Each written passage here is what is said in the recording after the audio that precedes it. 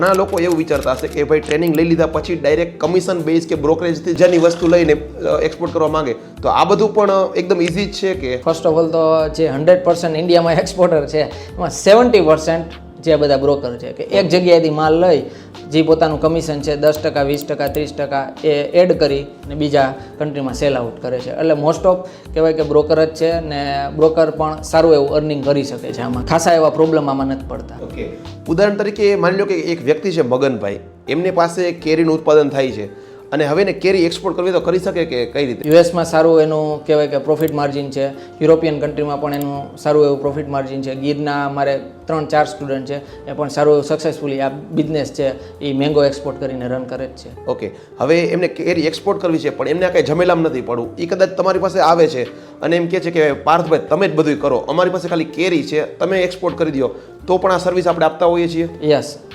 Buyers એનો હોય છે, એની પાસે કોઈ કહેવાય કે રિલેટિવ્સ હોય છે, તો અમે અમારી કંપનીમાંથી એને એક સર્વિસ પ્રોવાઈડર તરીકે, એનો કોઈ અમારો ચાર્જ નથી, એક અમારી કંપનીમાંથી, કેમ કે એને નવા જો એક્સપોર્ટર હોય તો કંપનીનો જે બે ચાર્જ છે, જીએસટી છે, કોઈ પણ જે ડોક્યુમેન્ટ્સ છે અત્યારે એને બોદરેશન ના લેવું હોય તો અમે અમારી કંપનીમાંથી અમારો સ્ટુડન્ટ હોય તો અમે એને એક્સપોર્ટ કરાવી દઈએ છીએ. ઓકે, એટલે મિત્રો તમે સમજી ગયા, કદાચ તમારી પાસે કેવી પ્રોડક્ટ છે ને તમે અત્યારે ડાયરેક્ટ એને એક્સપોર્ટ કરવા માંગો છો ને તો પણ તમે કોન્ટેક્ટ કરી શકો છો.